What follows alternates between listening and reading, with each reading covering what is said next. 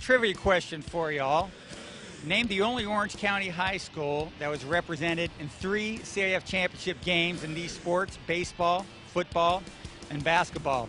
You're looking at Mission Viejo High School, home of the Diablos. Hello again, everybody. Welcome to the OCVarsity.com Gridiron Show. I'm Steve Fryer here with Carlos Arias. Dan Albano is off to a water polo match. He's working right now, Carlos. And dog pedaling somewhere in Orange County. Yeah, he is. And behind the cameras, the magic man, John Khamis. Got to check out that Tough Knock show. It's really good. We're here at Mission Viejo High School. The Diablos are practicing, getting ready for a big game involving 2 teams in the state top 5, Carlos. Long Beach Poly and Mission Viejo. It's over here Friday night. I'm going to be here. It's going to be a great game. Long Beach Poly, Carlos, typically great athletes all over the field. Maybe down the last couple of years, but they're back. I think they're ranked number 5 in the state. Mission Viejo's number 4.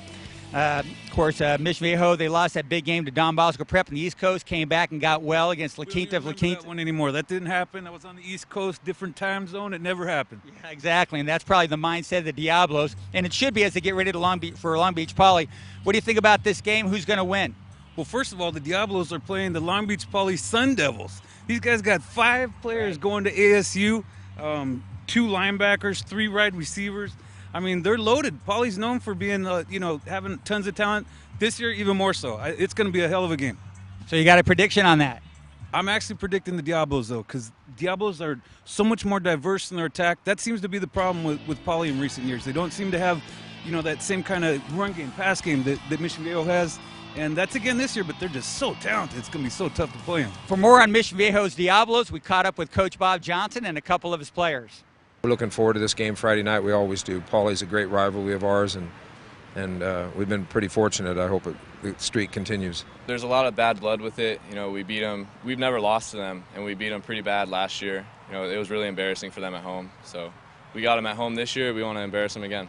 We've been all around the locker room. The coach has been saying it's Poly week, and it's a big game. I know they're doing the same thing back there, so it's going to be a big game for us. I think we'll be ready for them. We just got to hit them in the mouth straight from the get-go, then go through it throughout the game. So there's going to be a lot of mouth smashing in this one. Yes, sir. Definitely Mission Viejo, Poly coming together head-to-head. Definitely going to be a good one. And I'm going with the Diablos, too, for the same reasons you put up there, Carlos. I like their offensive versatility. One thing you can do when you can pass the football in high school, you got comeback capability. A lot of good games in the schedule Friday. It's a mammoth night of high school football. Also in that particular night, San Clemente against Mater Dei. Mater Dei's 0-2. San Clemente's 3-0. However, I'm going with Mater Dei.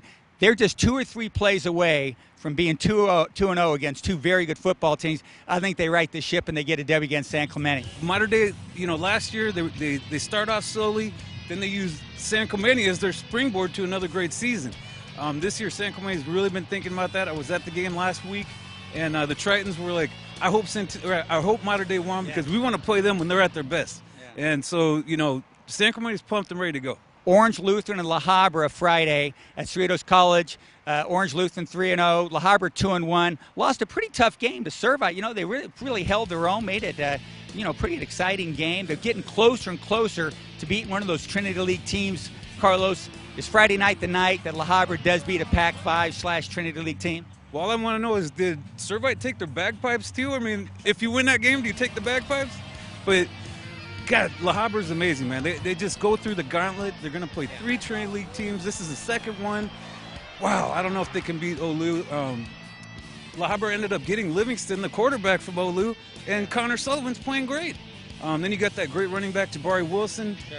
God, people are telling me that Orange Lutheran looks for real. I think Olu is going to take this. Sorry, Highlanders. Yeah, I think so, too. I think Orange Lutheran is going to win this game, too. I think that La Habra is going to really represent and give them a great game. Maybe La Habra beats St. John Bosco next week, but I think Lutheran really on top of the game right now, and I think that Lutheran's a shade better, at least, than La Habra right now. But one other thing, Aaron Porter, I put him on my dream team. And that slideshow, if you go to OCVarsity.com, Aaron Porter's a stud, absolute stud.